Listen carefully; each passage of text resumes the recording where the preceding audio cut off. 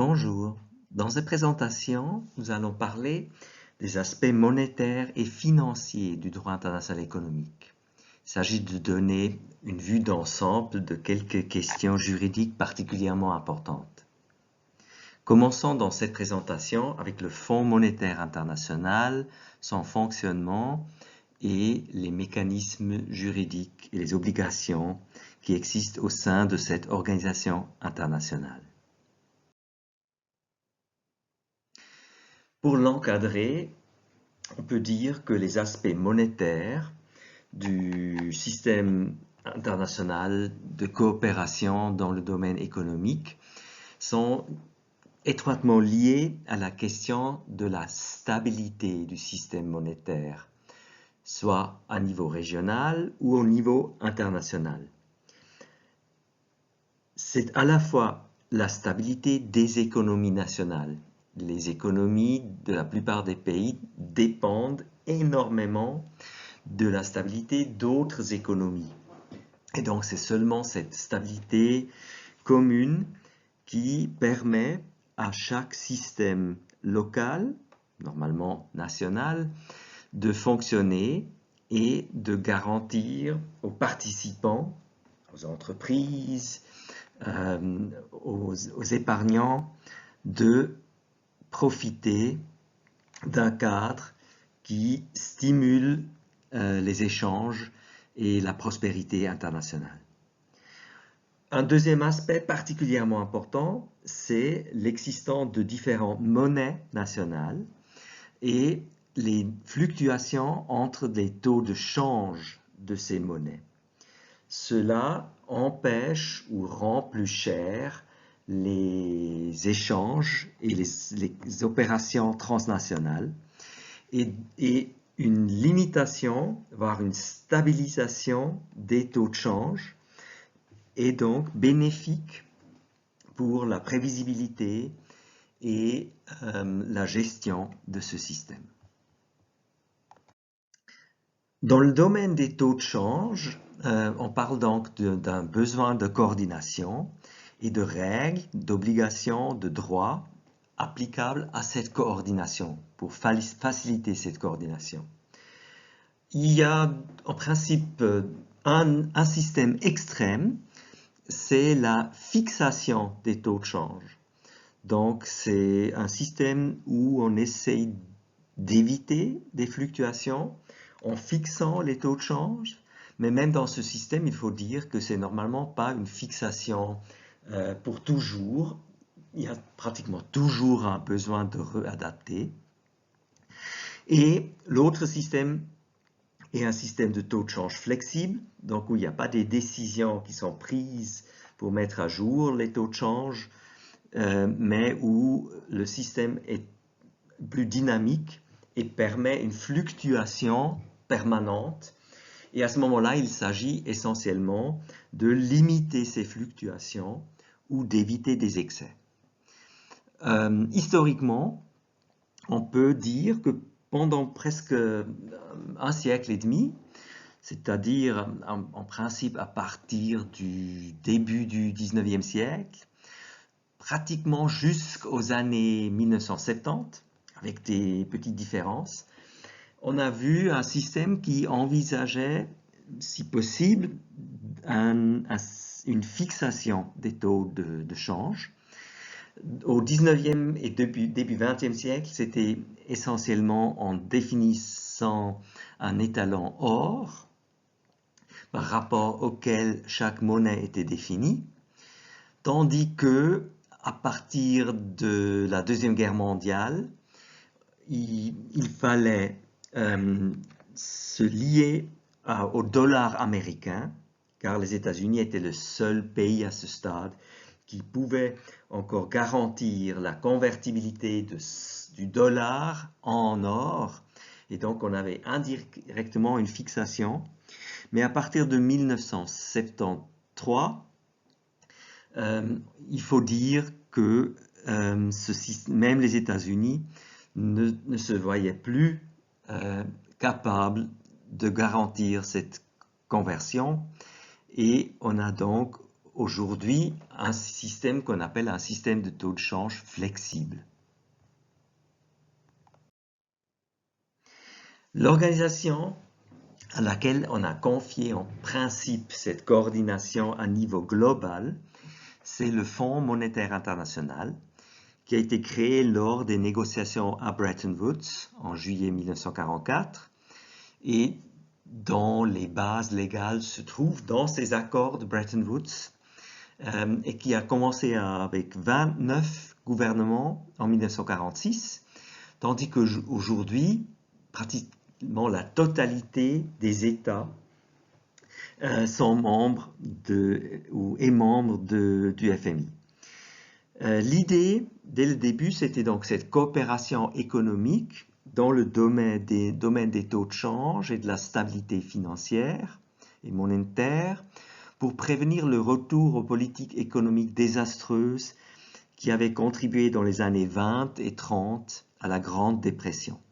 Il y avait eu des dévaluations de la part des gouvernements, il y avait peu de stabilité dans certains pays, ce qui affectait le commerce et les investissements d'autres États et de personnes qui résidaient dans d'autres États.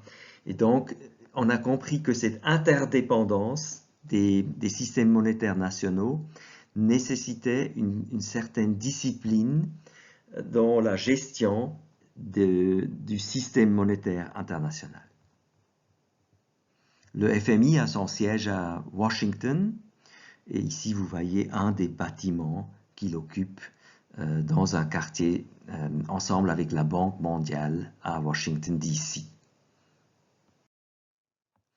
La Suisse est membre du Fonds monétaire international.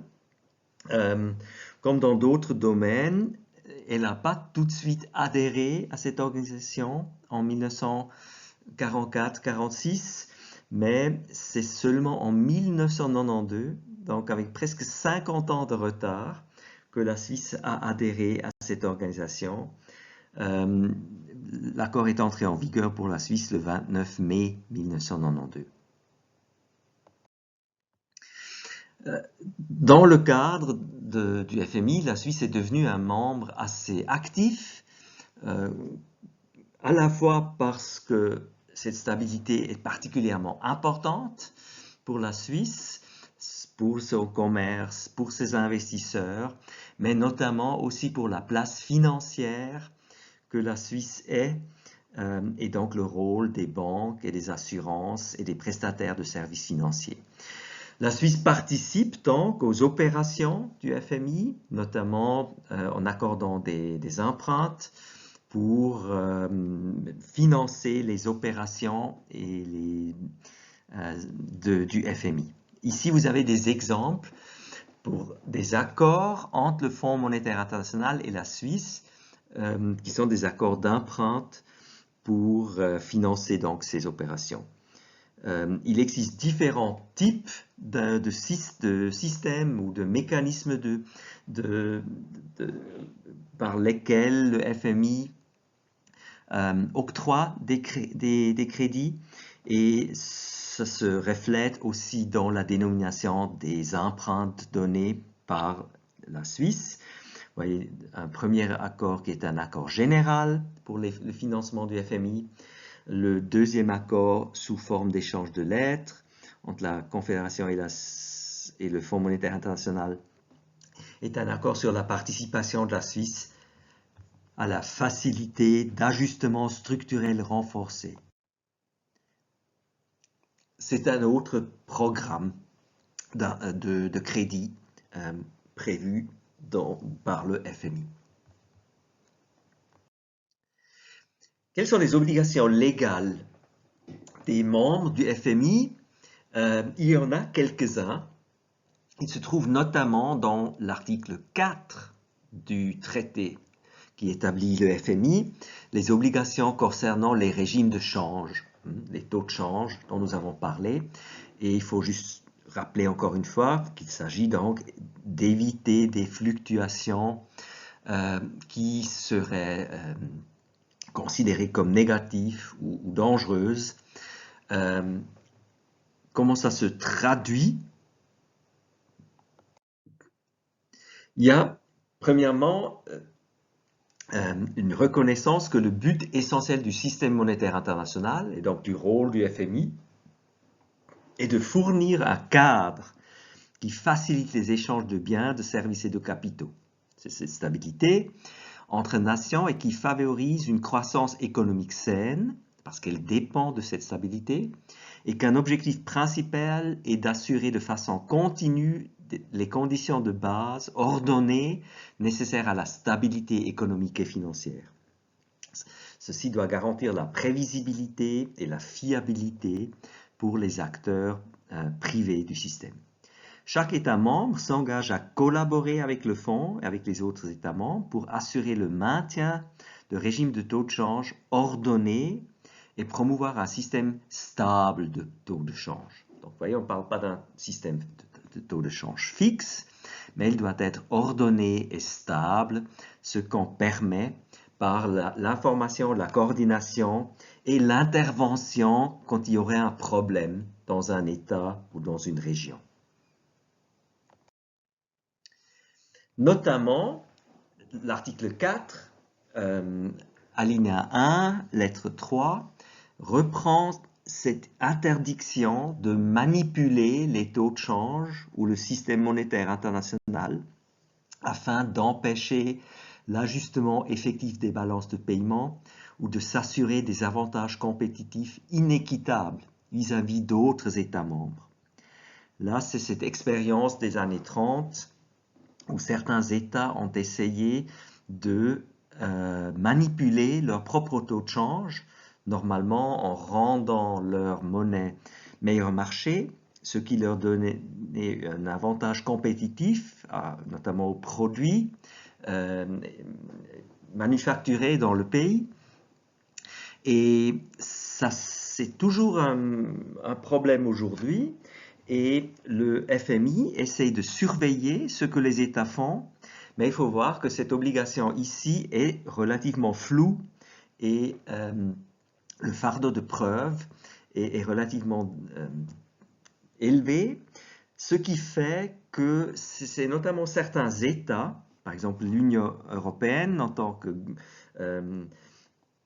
institution régionale, mais aussi les États-Unis, qui eux-mêmes publient régulièrement des rapports dans lesquels ils mettent en garde leurs partenaires s'ils ont l'impression qu'un État est présumé de manipuler les taux de change, ou au moins qu'ils donnent l'impression et qu'on lui demande des explications pour savoir ce que l'État fait pour comprendre dans quelle mesure il pourrait éventuellement avoir une violation de cette obligation du droit du Fonds monétaire international.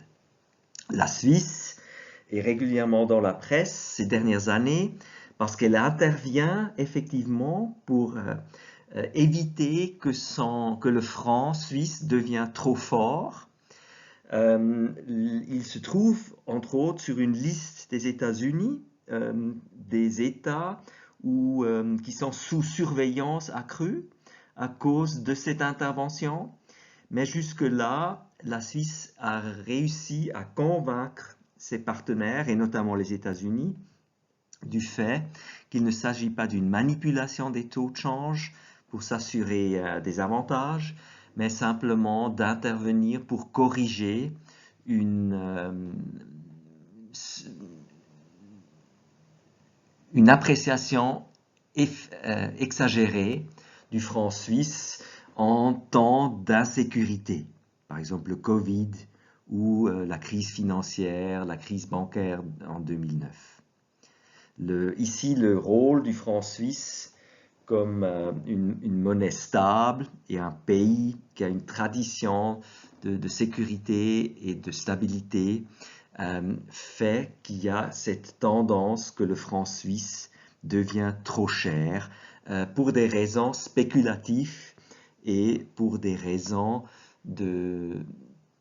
de vouloir déposer des avoirs en francs suisses pour des questions de sécurité, et c'est moins lié à la compétitivité et au niveau de prix des produits et des services suisses.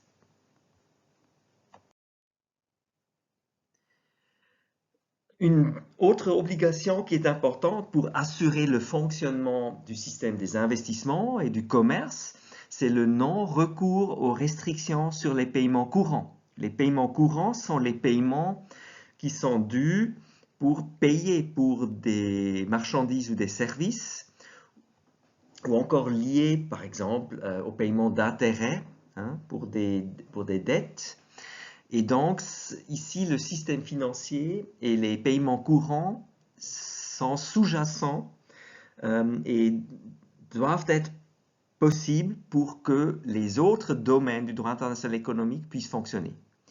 Et vous trouvez ici dans la section 2 du statut du FMI que sous réserve des dispositions de la section 3, paragraphe B de l'article 7 et de la section 2 de l'article 14, aucun membre n'impose sans l'approbation du fonds des restrictions sur les paiements et transferts afférents à des transactions internationales courantes.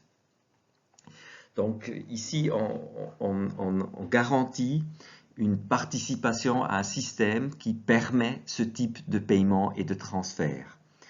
Il faut dire que dans beaucoup d'accords régionaux et aussi à l'OMC, on a un renvoi à cette disposition du FMI, comme quoi les membres de ces accords ou les membres de l'OMC basent leurs négociations sur cette obligation du non-recours aux restrictions sur les paiements courants du FMI. En dehors de cette interdiction de manipuler les taux de change ou d'interdire les paiements pour les transactions courantes, comment le FMI assure-t-il la stabilité du système monétaire?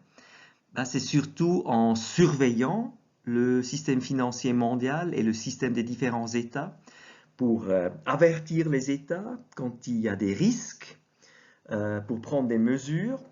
Et ces mesures, soit en cas de risque d'un problème ou si le problème est déjà survenu, ce sont essentiellement des prêts financés par les États membres ou aussi en cherchant des fonds sur les marchés financiers internationaux. On peut parler de prêts de dépannage aux pays dont le système bancaire et le trésor public présentent un gros risque de solvabilité au point de ne pouvoir rembourser leurs dettes ou encore de ne pas être considérés comme les particuliers comme sûrs ou stables. Ici, il y a parfois une confusion avec la Banque mondiale, la deuxième institution de Bretton Woods, qui est aussi à Washington, parce qu'elle donne aussi des prêts ou des crédits, mais la différence, c'est que la Banque mondiale, normalement, donne des crédits d'investissement ou à long terme pour notamment créer une infrastructure et accroître la prospérité dans les pays, notamment en développement, tandis que le FMI donne des prêts en principe pour stabiliser le système monétaire et bancaire. Nous allons voir que dans la réalité, les deux peuvent être liés, notamment des pays pauvres, avec peu de réserves, avec des structures faibles, ont une certaine tendance à tomber en panne, voire à courir des risques ou à être confrontés à des risques de stabilité et de solvabilité. Et à ce moment-là, le FMI, par ses prêts à court terme, peut aussi essayer d'aider un État membre de se développer à moyen et long terme dans une certaine direction afin qu'il n'y ait moins de ces crises spontanées ou immédiates de solvabilité. Et à ce moment-là, il y a une certaine conversion entre les objectifs de la Banque mondiale, long terme, allègement de la pauvreté, plus de prospérité, et du FMI, absence de crise monétaire, dans les cas où ces crises sont dues aux structures faibles et à la pauvreté d'un pays.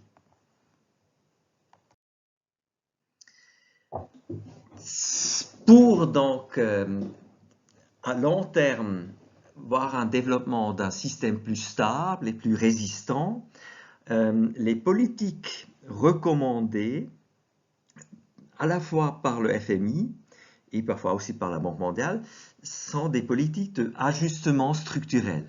Donc on veut changer les structures et donc le FMI justifie ces politiques en disant qu'il est responsable de la bonne utilisation et du remboursement des fonds qu'il mobilise auprès de la communauté internationale et qu'il donne comme prêt à certains États. Et à ce moment-là, pour assurer ce fonctionnement à long terme, il se doit, comme tout prêteur, de fixer des conditions à ces interventions pour assurer que les prêts soient repayés et qu'à long terme, le pays n'ait pas constamment besoin de faire recours à ce type d'aide. Et on parle donc de conditionnalité des prêts. Ce sont en principe des recommandations économiques et parmi ces recommandations économiques sont très souvent des changements structurels qu'on appelle donc souvent ajustements structurels. Par exemple, en faisant baisser les dépenses publiques ou à privatiser certains secteurs considérés par le FMI comme inefficaces. Alors, en principe, c'est l'inefficacité et le manque de savoir ou les prix trop élevés de certaines prestations qui sont visées. Dans la réalité, effectivement, c'est difficile à dire si cela ne motive pas certains gouvernements à privatiser, par exemple, ou à limiter l'offre de services publics, le service public, ou encore à couper des dépenses qui sont notamment au bénéfice des populations les plus vulnérables et pauvres.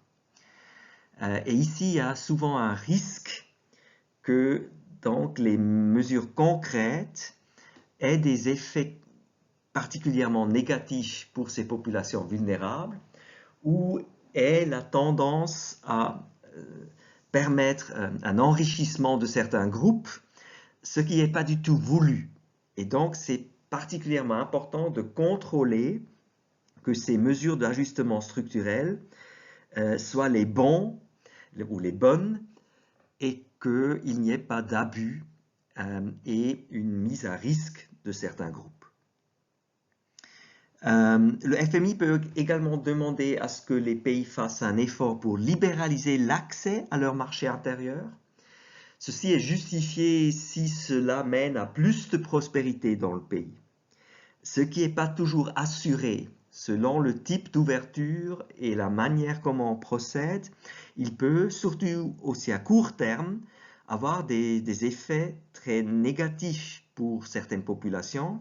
Et si on ne prend pas de mesures d'accompagnement, ou si on ne garantit pas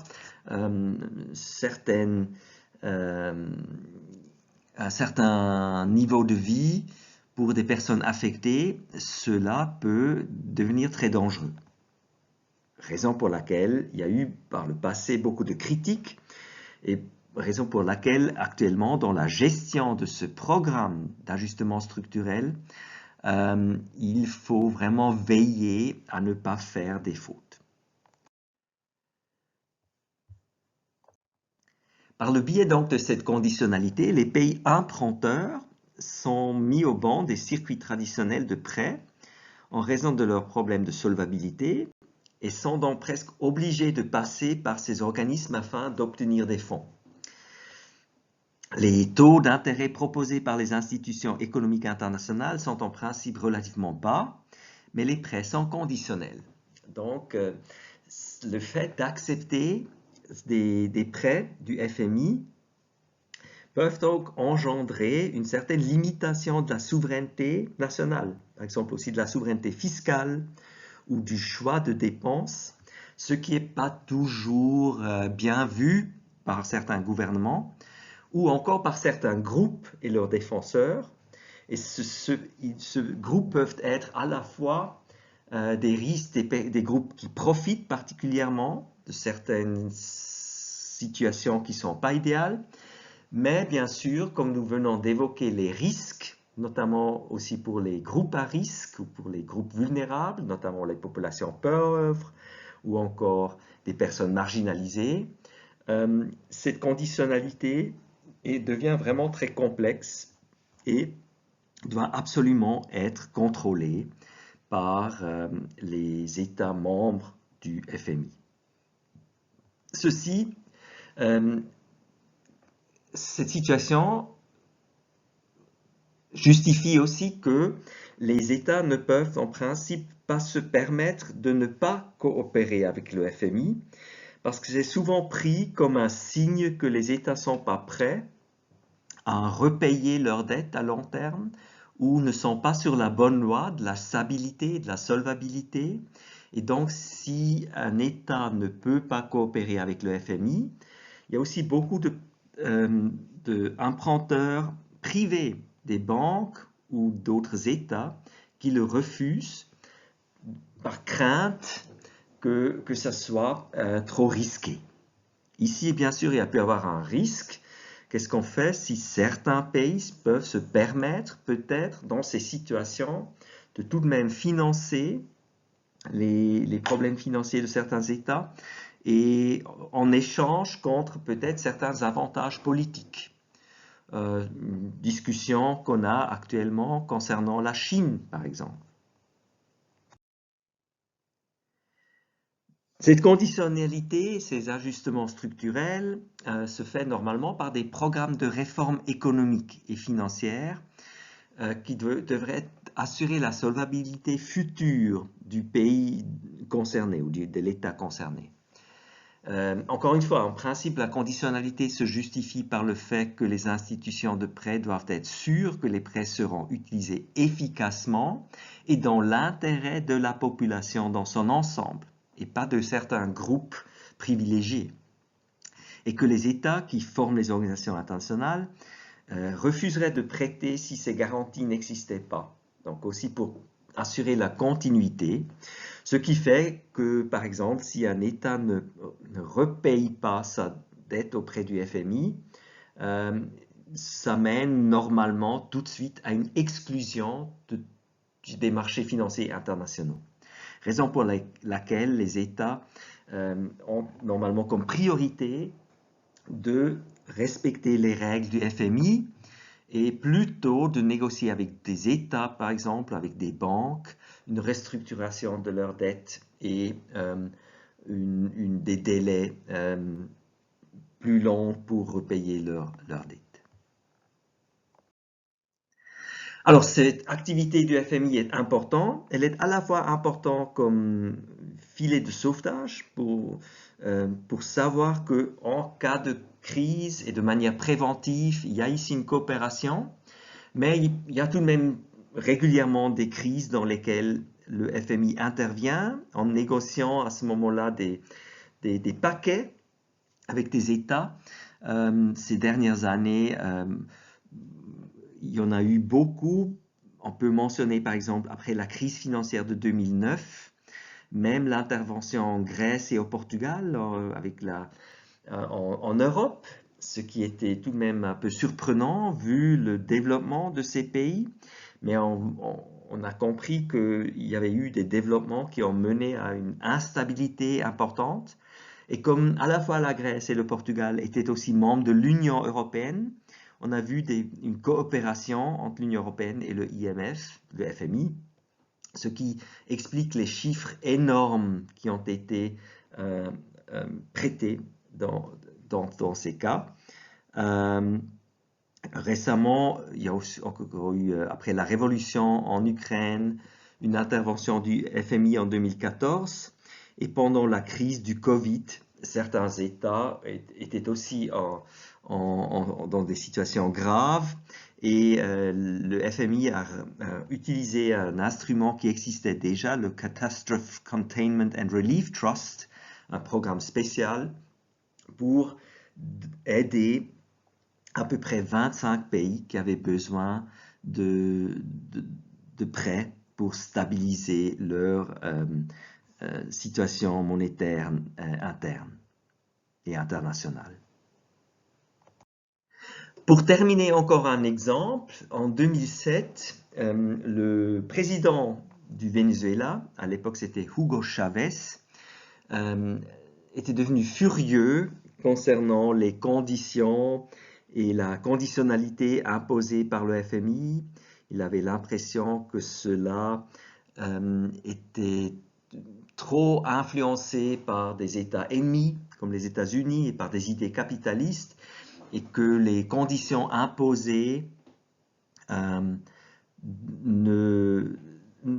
étaient inacceptables pour son gouvernement et pour le Venezuela. Et il a annoncé que le Venezuela allait se retirer du FMI.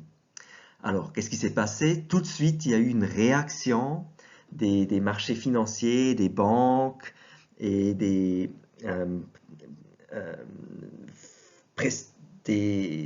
agents financiers privés qui ont annoncé qu'à ce moment-là, ils n'allaient plus coopérer avec le Venezuela et demander même un repaiement assez immédiat de la dette. Et on peut donc en déduire que c'est devenu presque impossible pour un État de se retirer du FMI. Le Venezuela, finalement, n'a pas fait ce que M. Chavez avait annoncé à l'époque. Le gouvernement semble avoir réalisé que cela était un signal pour les marchés financiers internationaux, que même le Venezuela ne pouvait vraiment pas se permettre. Donc c'est un bon exemple pour le rôle et l'importance du FMI pour l'économie internationale et pour la participation de chaque État dans le système économique international. C'est tout pour cette présentation. Merci et au revoir.